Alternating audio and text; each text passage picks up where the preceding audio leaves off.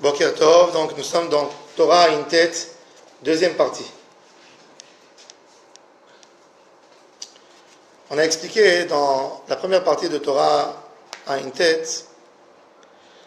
que chaque juif doit voir que de sa part à lui, il n'empêche pas le Mashiach par de mauvaises actions et qu'il essaie de faire tout pour que Kadosh Baruch Hu envoie une Géoula complète à Am Israël. Nous avons expliqué que chaque tzaddik, il a un niveau de Moshe Rabbeinu et il a le niveau de Mashiach. Mashiach, c'est quelqu'un qui se dévoue et qui se donne complètement pour Am Israël. Comment on peut se donner complètement pour Am Israël quand tu connais et tu te dis, moi je suis moins que tout le monde. Chaque juif a une importance plus grande que moi, donc je suis prêt à donner tout ce que j'ai pour moi, pour l'autre. Quand quelqu'un il a de la gahava, il est orgueilleux, il n'est pas capable, il dit tout le monde doit le servir à lui, et c'est pas lui qui doit servir tout le monde. Et c'est pour ça que Moshe Rabbeinu a réussi à sauver tout Am Israël, parce qu'il était tellement humble à ses yeux, il s'est soumis, ça veut dire il comprenait même pas qu'il était tellement grand, et il s'est donné pour Am Israël. Comment on peut arriver à ce niveau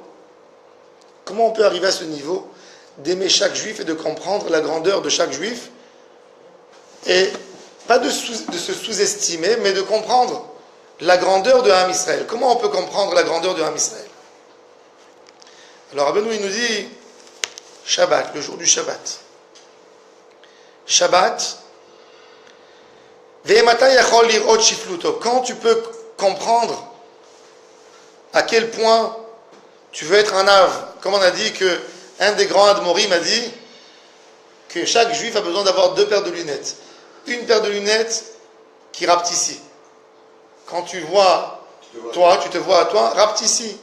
Ne dis pas que tu es si grand, je suis énorme, je suis grand, je suis intelligent, je suis malin, je suis fort. Non, prends des lunettes qui te font petit. Et pour l'autre, prends des lunettes qui te montrent la dimension de chaque homme comme il est grand. Pas voir ses fautes et ses erreurs, ces belles choses qu'il fait, et ça, tu souffles là-dedans, tu vois comme c'est grand, comme c'est énorme, et grâce à ça, tu peux te rapprocher à Kadosh Baruch Hu. Où c'est écrit dans la Torah? À propos du Shabbat, quand Kadosh Baruch Hu a donné la manne au Béni Israël, il dit au Béni Israël, Moshe Rabbeinu Re'u, voyez, observez, qui Adonai Natan lachem et ha-Shabbat. Dieu vous a donné le Shabbat. C'est quoi Shabbat? Shabbat, c'est les lettres Shin, Bat. L'œil, il a 3 couleurs principales. On a le blanc de l'œil, on a le rond qu'il y a dans l'œil, qui a le premier tour, qui a une certaine couleur, et à l'intérieur, l'iris, elle a une 3e couleur. Il y a 3 couleurs dans l'œil. Shin est la lettre Shin, elle a 3 branches qui sortent. Elle signifie l'œil. C'est pour ça même le Hadas, qui est comparé à l'œil, il a 3 feuilles à chaque niveau. Shin, Bat. Alors le Shin, Bat, ça veut dire quoi Shin, Bat? Shin, c'est les 3 couleurs qui composent l'œil. Bat, Ain. Maintenant, Bat, c'est un niveau de descendre un peu de sa situation où tu es. Bat, c'est une tolada. C'est un dérivé. Descends de ton haut niveau. Un homme, comme que la Gemara elle dit, pour se marier, pour laisser des enfants, tu es obligé de descendre un escalier. Comme que la Gemara elle dit, Nehut darga ou nesiv iteta. Descends un escalier pour épouser la femme. Quand l'homme, il veut se marier, s'il cherche une femme qui lui convient à sa mesure, elle n'est pas encore née. Elle n'est pas encore née. Tu veux chercher une femme qui te convient pile poil, qui est tirée à 4 épingles à ta dimension, elle n'est pas encore née. Pareil, une femme qui cherche un homme qui est cousu par mesure pour ce qu'elle veut, il n'est pas encore né, tu ne pourras jamais le trouver. Quand tu comprends que tu as un but de créer une famille et que ce but est plus important encore que ce que tu cherches dans l'autre, c'est là que tu peux réussir. Donc, Bat, c'est un niveau, tu descends un peu pour voir quelque chose. Alors, tu dis, quand tu veux voir n'importe qui, il ne faut pas les voir avec tes yeux à toi. que tu veux essayer de prendre le monde entier et de le coller à toi. Pourquoi l'homme il critique les autres? Pourquoi il ne me ressemble pas? Pourquoi il ne pense pas comme moi? Malheureusement, même dans l'éducation, je raconte une histoire qui est un peu extrême, mais on peut comprendre quelque chose. Une fois, il y a eu quelqu'un qui est venu chez moi, en pleurant, il m'a dit, mon fils, il a commencé à faire Chilul Shabbat, il profane le Shabbat. Je lui dis, avant de parler sur ton fils, qu'est-ce qui te gêne vraiment? Que ton fils ne fait pas Shabbat, ou que ton fils sort du cadre familial, du cadre que tu l'as éduqué? S'il sort du cadre que tu l'as éduqué, ça aurait pu être aussi de l'autre côté. Imagine-toi que toi tu n'es pas religieux, tout d'un coup ton fils il fait tes chouvas. Ça t'aurait embêté de la même manière. Mon fils il ne fait pas ce que je suis. Il faut que ton fils sente vraiment que c'est le Shabbat qui te gêne. Pas le fait que lui fume une cigarette et qu'il ne fait pas comme tout le monde. Il doit comprendre, ton fils, que ça te fait mal le Chilul Shabbat. Un père n'a pas le droit de venir à la maison de dire à son fils, quelle honte j'ai eu aujourd'hui, je suis parti à la synagogue, tu n'étais pas avec moi, ta place était vide. Tu as expliqué à ton fils que quoi? Qu'il vient prier pour toi ou qu'il vient prier pour Akadosh Baruch Hu? Alors il dit, Bat Ain, il dit de voir justement ta place à toi, comment elle est basse. ועל בשבת יכול, וזהו שיבו איש תחתיו, היינו תחת מדרגתו, שפל ממה שהוא. Le Shabbat, il vient, il te dit, tu ne fais rien maintenant. Shabbat, on ne travaille pas. Shabbat. Yom Chol, tu peux te vanter de tes actions. J'ai fait une action que l'autre ne fait pas. Mais Shabbat, on se retrouve tous assis sur le même banc à la synagogue. On est tous pareils. Il n'y a aucune action maintenant. Il n'y a aucun travail. C'est vrai que quelqu'un, il a un statut de son travail, de son poste, de ce qu'il a, mais quelque part, aujourd'hui, maintenant, on est tous les mêmes. C'est une manière d'arriver à une anava. C'est pour ça que Rabbeinu il dit Shabbat, c'est Brinat Shiflut. Et c'est pour ça que la Torah, quel thème elle a utilisé quand la Torah elle a dit vous n'allez pas sortir de votre maison Shabbat pour faire sortir des objets d'un endroit privé à un endroit public ou d'un endroit public à un endroit privé. La Torah elle a employé le thème chez vous, Ish Tartav Beyom HaShabbat. Alietse Ish Mimekomo Beyom HaShabbat. Chez vous, Ish Tartav, restez à votre place. Mais dans le mot en hébreu, comment on aurait dû dire chez vous, Ish Bimkomo, dans sa place? Pourquoi Tartav?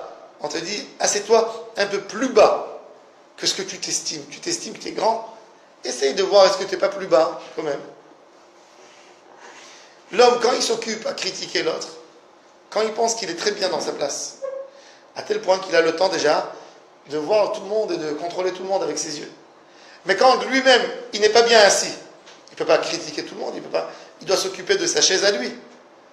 Shabbat, il te dit, occupe-toi de toi, de ton cheshbon hanefesh. Arrête de regarder les autres autour de toi. Fais ton cheshbon propre. Donc le Shabbat, c'est déjà le début de la hanava. Quand on est vraiment shomer Shabbat, et on essaye de recevoir la lumière de Shabbat Kodesh, cette lumière, elle nous repose. Le repos du Shabbat, c'est ne court pas derrière. Quand quelqu'un il court derrière la matière, etc., toujours il est dans le comparatif. Il essaie de comparer. Malheureusement, l'homme, depuis qu'il naît, tout le temps il essaie de comparer.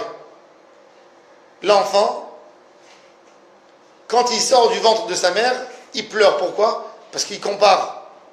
Qu'est-ce qu'il compare? Le confort où il était avant, il avait chaud, il était dans le ventre de sa maman, tout d'un coup il n'a plus cette chaleur. C'est pour ça que quand il sort dans le monde, il commence à pleurer. Un enfant, il a commencé à goûter quelque chose, le deuxième goût qu'il va goûter, s'il ne ressemble pas au premier, il va le cracher. Pourquoi? Parce qu'il compare. Après, le troisième goût, il va le cracher de nouveau, parce qu'il ne ressemble pas au deuxième quand il s'est habitué déjà. Et ensuite, il va au GAN, il compare la ganénette à sa maman. Il monte au CP, il compare le prof du CP à la ganénette. Toute notre vie, c'est des comparaisons, on essaye de comparer. De là, on se fait un caractère qui n'est pas prêt d'accepter les gens qui ne sont pas comme nous. On commence à les critiquer, on a de la gava. Shabbat, c'est on arrête tout. On arrête tout. Tu ne fais rien du tout, tu ne compares pas, tu te concentres sur toi-même et pas sur les autres. Automatiquement, tu descends de ta gava. היינו תחת מדרגתו, שפל ממשהו, ועל כל פנים, אל יצא איש ממקומו. היינו למעלה ממדרגתו, כגון עושה מעשה זמרי, ומבקש שכר כפנחס. Malheureusement, dans la Gahava, il y a deux dimensions qui sont beaucoup plus mauvaises. Il y a des gens qui s'estiment beaucoup plus que ceux qu'ils sont en vrai. Il y a des gens qui sont petits, comme Zimri, qui a fauté, mais il se prenait de tzaddik, comme Pintras, à tel point qu'il peut faire des reproches au tzaddik de la génération, à Moshe Rabbeinu. Malheureusement, ça, c'est le plus grand problème de notre génération. Une fois, il y avait un grand rabbi. Et il y a un de ses fidèles, il vient, il dit, Rabbi, j'ai vraiment de la gahava, je ne sais pas comment guérir de ma gahava. Alors le rabbi lui a dit, mon fils, viens, tu vas t'asseoir avec moi une journée, j'espère qu'on va te guérir. Elle dit, ah oui, oui, viens, tu t'assois avec moi. Le rabbi le prend avec lui, la prière, il est assis à côté du rabbin, il a honte. Le rabbi le met à s'asseoir à côté de lui, il n'est pas bien, il est gêné. Après la tfila, il y a une femme qui vient chez le rabbi pour demander une bracha. Rabbi, 10 ans, j'ai pas d'enfant, fais-moi une bracha. Le rabbi dit, pas moi. Cet homme à côté, il va te faire une bracha. Il dit, fais-lui une bracha, une prière. Il regarde le rabbi. Il dit, je sais même pas comment parler. Comment je commence à parler avec cette dame? Le rabbi lui écrit une feuille, tu lui dis, Beshem Hashem, voilà, tu fais cette fille. Il lui écrit, vas-y, fais cette fille-là. Elle est sortie, il n'est pas bien, il dit, Rav Toda Rabba, que tu ne m'as pas humilié, tu m'as donné la formule, qu'est-ce qu'il fallait dire? Une heure après, il y a un monsieur qui tape à la porte, Rabbi, j'ai le mariage de mon fils, j'ai pas un rond pour le marier, aide-moi à ramasser de l'argent, je n'ai rien, maintenant je dois sortir, voilà, tout le mariage va être annulé. Et le Rabbi lui dit, va chez ce monsieur, il a beaucoup de moyens, il pourra t'aider.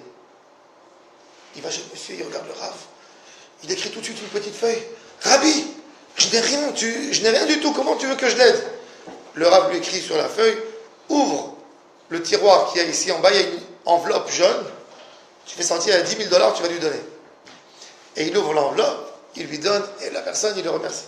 Quand cette personne, il sort, il dit, oh Rav, vraiment, merci, qu'est-ce que j'aurais fait sans toi? Une heure après, il y a toute une communauté qui vient avec le plan de la ville pour savoir comment on fait le hirouv autour de la ville. Et on vient présenter au Rav le programme. Est-ce qu'il est d'accord avec le programme du hirouv? Le Rav dit, il faut lui poser à lui la question. Et il dit, Rav, je ne sais même pas lire la halakha, moi, comment je peux résoudre le problème? Et le Rav l'aide, etc. Et lui dit, voilà. Quand ils sont sortis, le Rav lui a dit, écoute, faire des brachot, tu ne sais pas. Aider aux gens, tu n'as pas de moyens, tu es paumé, tu ne peux même pas aider à quelqu'un qui vient. Torah, tu ne sais pas. Elle est où ta gava? Pourquoi tu as gava de quoi?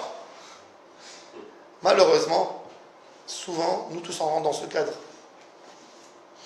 On a des préjugés sur tout le monde. Ce qu'on voit dans la vie, on dit, oui, il a fait ça, oui, il a fait ça. On le condamne. Tu n'as pas son savoir, tu n'as pas ses connaissances. Tu n'as rien. De quoi tu parles? De quoi tu parles? Tu es tellement loin du Emetz des fois. De quoi tu parles? Tu t'amuses à critiquer, à parler. Tu n'es même pas là. Shabbat, on fait Teshuvah Shabbat. Puisqu'on fait Teshuvah Shabbat, ça nous aide à comprendre vraiment notre dimension. C'est vrai que Moshe Rabbeinu, il ne savait même pas sa dimension. C'était tellement énorme, tellement grand, tellement proche d'Hachem, mais il ne savait pas sa grandeur. Mais nous, on dit déjà, quand quelqu'un il fait son vidouille, il dit, entre moi et Hachem, comme il a dit Rabbi Yehuda Halevi, mes fautes, si mes fautes avaient une odeur, je n'aurais aucun voisin. Tout le monde serait sauvé de mon odeur. Si nos fautes, elles avaient une odeur, si la Avera, elle avait une odeur, tout le monde serait éloigné de nous. Il dit à Kadosh Baruch Hu, il a fait un S qu'un homme, quand il fait une Avera, il n'y a pas une mauvaise odeur qui se colle. Alors il dit, au lieu de regarder les autres, regarde vraiment tes dimensions, regarde tes faiblesses à toi, au lieu de regarder les autres. Et ça, c'est Shabbat. Pourquoi? Quand tu vois vraiment que t'es petit, Shabbat. כשעושה תשובה שלמה, שהיא שבת, כמו שכתוב, ושבת עד אדוני אלוהיך. Le Zohar Kadosh il dit, Atvan d'Eden, qu'Atvan d'Eden, les lettres, Shavta, tu reviendras, c'est les mêmes lettres Shabbat. La chouve, ta chouve, c'est retour dans la racine. Shabbat, c'est exactement les mêmes racines. Shav, l'Arzor B'Tshuva. Adam Arishon, quand il a fait cette Teshuva, Shabbat, c'est lui qui a instauré le chapitre de Tehillim, Mizmor Shir Leyom HaShabbat. Il a été oublié après, et on l'a remis. Mon cher Rabbeinu l'a remis au nom de Adam Arishon. Mais c'est Adam Arishon qui l'a instauré. Mizmor Shir Leyom HaShabbat, quand Dieu lui a pardonné, il lui a ouvert les portes de la Teshuva. Quand il a vu son fils Caïn, qui a tué Hevel, et Adam Arishon a rencontré son fils, il lui a dit, qu'est-ce que Hachem a dit? Il a dit, j'ai fait Teshuva, Hachem m'a pardonné. Quoi? Tu as été pardonné sur un assassinat, tu as détruit la moitié du monde. On dit le plus grand assassin du monde, c'est pas Staline, c'est pas Hitler, c'est Caïn. Caïn, il a tué le quart du monde. Il y avait 4 personnes dans le monde, Adam, Ève, Caïn et Hevel. Caïn, il tue son frère Hevel, donc il a tué un quart du monde.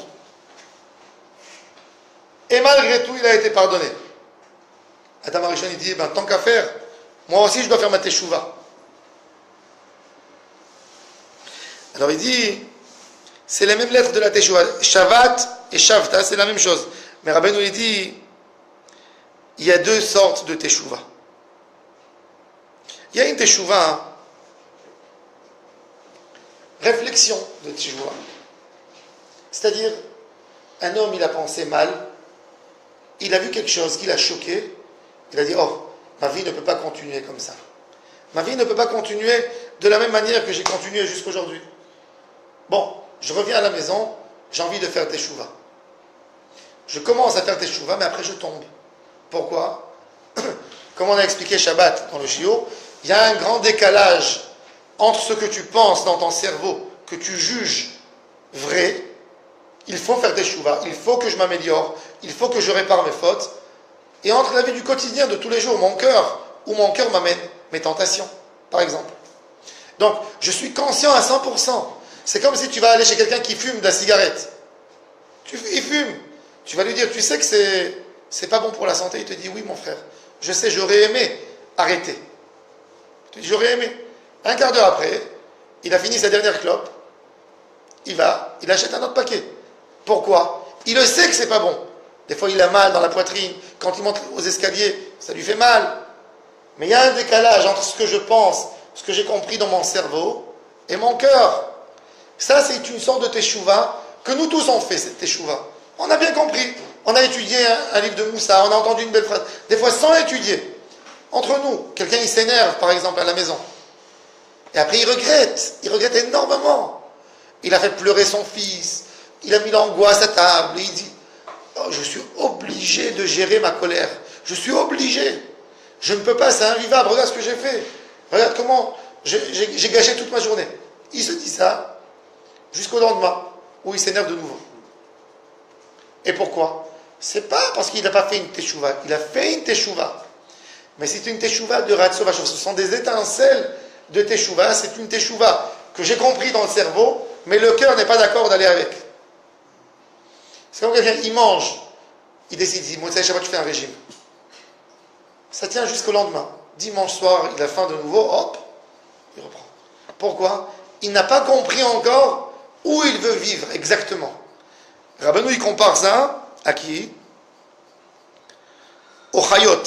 Au Chayot à Kodesh, Ézéchiel, il raconte ce qui se passe sous le trône.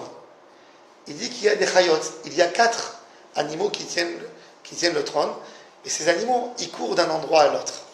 C'est-à-dire, même quelqu'un qui arrive, ça veut dire, on te dit, même un homme qui arrive au plus haut possible, au plus haut degré, au trône, il arrive, comme il a une âme qui est dans un corps animal, le corps animal, il essaye de la tirer de l'autre côté. Elle pousse, comme si elle jonglait, jette d'un endroit à l'autre. Un moment, je suis au top de Kdusha, le lendemain, je suis en bas. Et l'homme, des fois, il est perturbé. Il se pose la question, est-ce qu'il est fou? Est-ce qu'il est fou? À ce point, est-ce que je suis fou? Regarde ce que je fais. Hier, j'étais dans la Kdusha, je voulais être proche d'Hachem. Je voulais être sadique, je voulais être kadosh. Et là, je suis tombé tout en bas. Comment ça se passe? Comment ça va se passer une chose pareille? Il te dit, Rabbeinu, oui, calme-toi. Oui, c'est une sorte de teshuva. C'est la berina. Chayot ratzov ashov. Tameh taor, taor tameh. On passe des étapes. Pourquoi? Parce qu'encore une fois, il y a un décalage entre ce qu'on pense ce qu'on juge vrai, et le moyen d'arriver, le moyen de le faire. Je vais aller jusqu'au bout, je ne vais pas aller jusqu'au bout. אסור מודע, וזהו בחינות ששת ימי החול. אבל תשובה שלמה הוא בחינות שבת, שיש לו נייחה.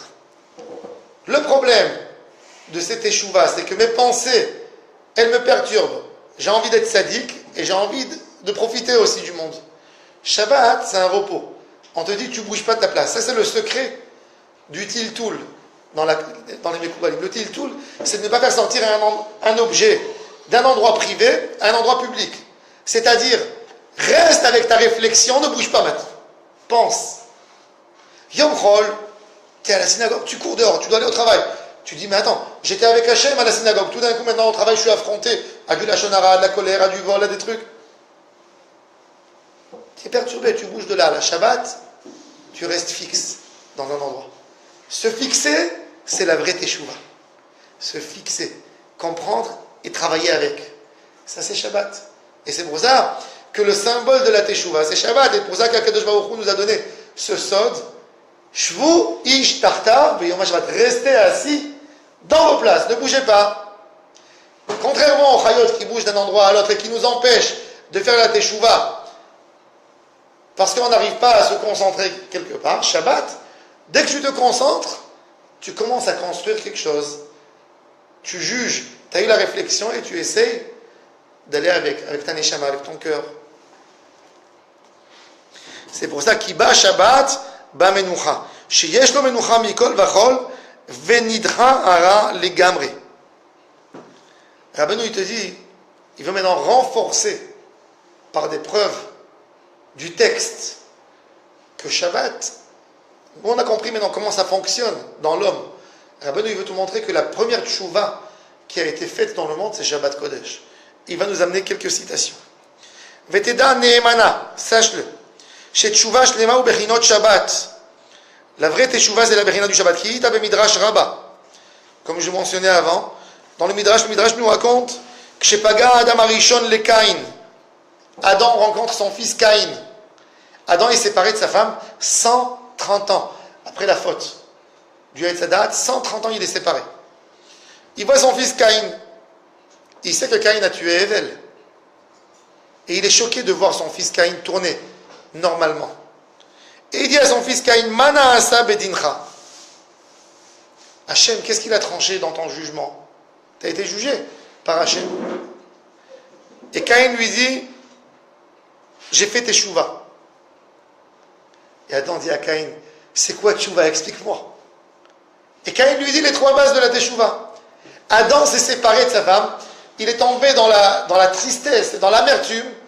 Après l'histoire de la faute de Etz Hadat, il a dit, la femme, qu'est-ce qu'il a fait Adam? La plus grosse erreur qu'il a fait, c'est quand Akadosh Baruch Hu lui a dit, pourquoi tu as mangé de l'arbre? Qu'est-ce qu'il a dit? C'est la femme que toi tu m'as amenée. Toi tu m'as amené le problème. C'est pas moi. Ça veut dire, au lieu d'assumer la plus grande chose d'un homme, c'est assumer. David Amelech, il a fait beaucoup plus de fautes et d'erreurs que Shaoul. David, il a eu l'histoire de Bathsheba.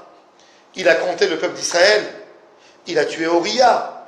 Il a eu des histoires dans sa vie, David. Ça ne manque pas des histoires. Si on cherche, regardez le livre de Melachim et de Shmuel, il est chargé d'histoires avec David. Mais David, il avait une force extraordinaire. Jamais il s'est justifié. Jamais. Toujours, il a dit, je vais faire teshuva. Oui, j'ai fait une erreur. Ne te justifie pas. Se justifier, c'est la catastrophe de la vie. Quand on essaie de se justifier tout le temps. Dis, je me suis trompé. C'est pas grave de dire je me suis trompé. Chazal, Chachamim dans la Gemara, les arguments de Halakha, des fois ils disent je me suis trompé, la Halakha est comme l'autre. C'est pas une honte de dire je me suis trompé. Quand quelqu'un il essaie de justifier sa faute, c'est beaucoup plus grave que la faute elle-même. Donc Adam il dit à Caïn, qu'est-ce que tu as fait pour te rapprocher à Hachem? Comment tu n'as pas peur? Moi j'ai peur de mon ombre, de marcher. Il dit j'ai fait une teshuva. J'ai la face devant Hachem, oui. J'ai dit à Hachem j'ai un programme pour réparer. Adam quand il entend ça, si à ce point elle est forte la teshuva, il dit à Adam Arishon Mizmor Shir le Yom HaShabbat. Et regardez le Mizmor Shir, comme il est magnifique. Les paroles de teshuva exceptionnelles. Tov lehodot l'Hashem, le'agid baboker chazdecha, de dire comment Akadosh Baruch Hu, tu as la force, tu me pardonnes, les mounatra balelot, aller à Assor, vers les navel, avec mes instruments de musique, je dirai tes louanges, Hachem, Hachem, tu me donneras une force pour réparer, je ne quitterai pas ce monde avant de revenir vers toi, etc. Ça, c'est les paroles que Hachem veut entendre. Velichora, Ma'inyan Shabbat et Tel Teshuvah. Pourquoi Adam Arishon, il a dit Mizmor Shir le Yom HaShabbat, il aurait dû dire Mizmor Shir le Yom HaTeshuvah. Pourquoi il a dit le Yom HaShabbat? Forcément que Adam Arishon a compris que le jour destiné à la Teshuvah, c'est quoi? C'est le jour du Shabbat. Et c'est pour ça que Shabbat, il choisit. Pourquoi? Parce que Yom Chol, il a besoin de faire son pain, de travailler. Shabbat, c'est un jour où tu ne travailles pas. Tes pensées ne sont pas perturbées. Tu peux te concentrer sur la construction de ton image spirituelle et de te remettre dans l'endroit où tu veux être avec ta tête, avec ton cerveau. אבל לפי דברנו מכוון היטב, כי כשעושה תשובה שלמה ונדחה לגמרי ויש לו נחת, זהו בחינות שבת. C'est la בחינה du שבת. ובחינת שדאי. שדאי, c'est un des 10 noms divins, Kadosh. Qu'est-ce qu'il a ce nom exceptionnel? À Kadosh Baruch Hu, quand il a dit que le monde soit créé, il a dit, il va y avoir comment on dit, le Kadou Haaretz, le globe terrestre, ben, de rien, ça a commencé à se développer. Ça se développe, ça se développe, ça se développe, ça se développe. Et quoi? À quel point? Tout d'un coup, Akadosh Baruch Hu, il a dit stop. Quand Shaddai, Amar Leolamo, Dai.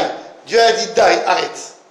Quand il a dit Dai, ben Yom HaShevi, Shabbat Ve'inafash, le jour du Shabbat, Dieu a dit à toute la création, Dai, on arrête. Ça a été fait par quel nom? Shaddai. Donc ce nom qui a stoppé tout, elle stoppe le temps, même dans toi, dans ton âme. Elle stoppe tes envies à l'extérieur et elle te dit concentre-toi sur ce que tu as fait, sur ta réparation. C'est pour ça que le Shem Shaddai, il te dira Benoît, puisque c'est le nom du Shabbat, donc c'est forcément le nom de la Teshuvah qui stoppe et que tu te concentres sur ta construction. Ou Berinat, Matat. Matat, c'est un nom Kadosh. Je ne prononce pas le nom de ce malach. C'est le responsable, il s'appelle Sarapanim. L'ange Matat, c'est l'ange le plus important qui écrit tous les mitzvot de Ham Israël. Cet ange-là, il a une qualité exceptionnelle, c'est qu'il gère tout ce qui est dans la création. Cet ange, quand Kadosh Baruch Hu a fini de créer, donc il a été nommé pour s'occuper, pour gérer. Ce malach, quand il a reçu son rôle, Shabbat, quand tout a fini d'être créé, Kadosh Baruch Hu lui dit maintenant vas-y, à toi de gérer. Commence à gérer. Et donc ce malach-là, c'est lui qui prend, on va voir après, Bezrat Hashem, demain on va continuer, on va voir que c'est lui qui prend la Teshuvah de Ham Israël, écrit dans le livre. Donc le début de la Teshuvah, il est forcément sur le nom Shabbat. Tout d'abord par le fait du Shabbat qu'on se repose, par le jour de la Teshuvah qui a été destiné par Adam Arishon, par le nom d'Akadosh Baruch Hu Shem Shaddai, et par le Malach Matat, qui est là justement pour gérer. On va voir comment tous ces quatre vont nous aider pour évoluer dans le Olam de la Teshuvah. Baruch Adonai le Olam, Amen, Amen. Boker Tov et bonne semaine à tout le monde.